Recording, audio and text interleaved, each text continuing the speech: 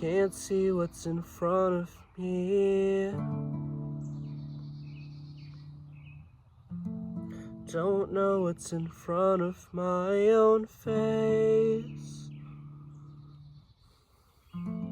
Can't say I avoid running. I leave how I feel in this place. Can't stand the things that they've done to me, and I can't stand the thing that I've come to be. Oh, it's all happening so suddenly. Always seems I'm the enemy. No matter what I say, I'm the enemy. And it's all happening so suddenly. Let me flee the space. Avoid the problem, avoid the problem. It's the only way. I cannot solve them, I cannot solve them. Let me flee the space.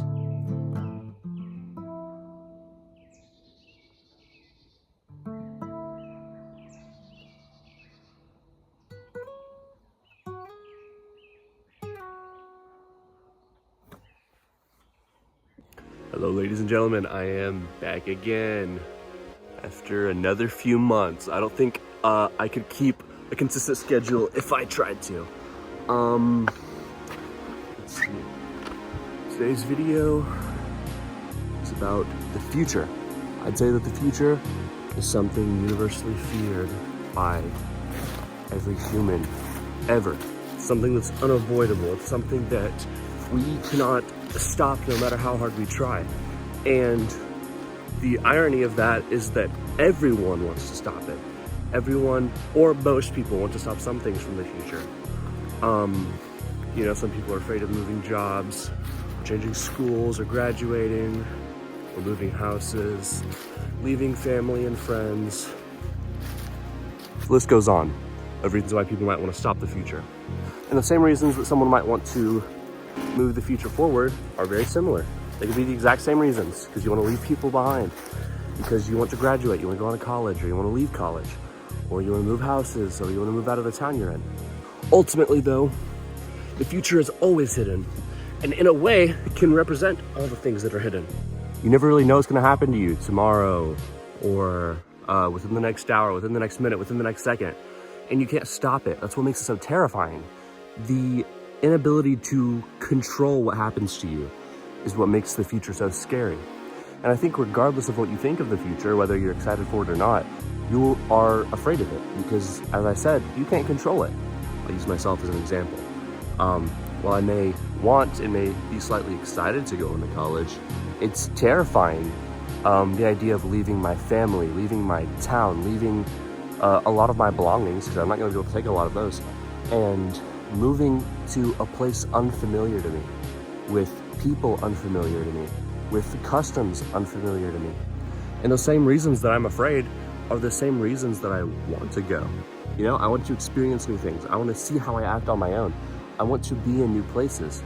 And I also think that that duality is what gives weight to everything that we do in our lives, because every little thing we do could decide what happens tomorrow or within the next year, or you get what I'm saying.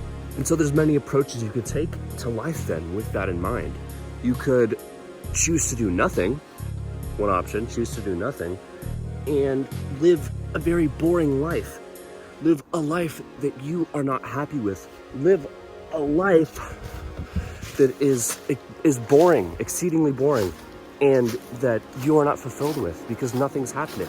It's all routine. And I do think routine is important to day-to-day life. But I also think that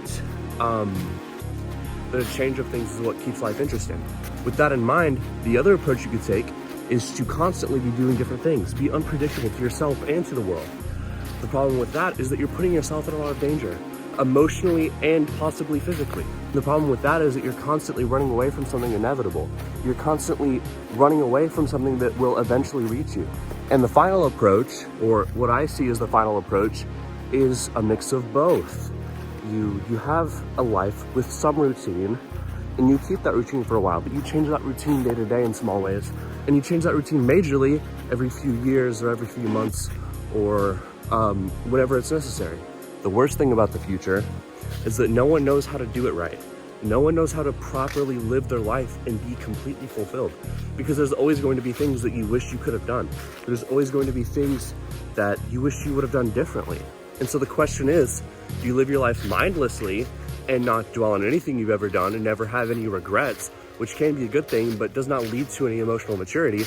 Or do you dwell on everything and constantly be worried and anxious about everything you've done and how it may affect you? There's pros and cons to both. And I've got completely decided for myself. I think I switch between the both of them.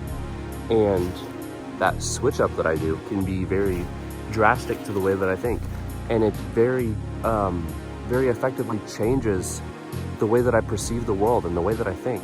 The way you deal with the future ultimately comes down to what you value most. If you value having the most time, then sure, you could live boringly and you could do nothing. If you value experience, you could live very dangerously. And like me, if you want a mix of both, then you can have the switch up that I mentioned.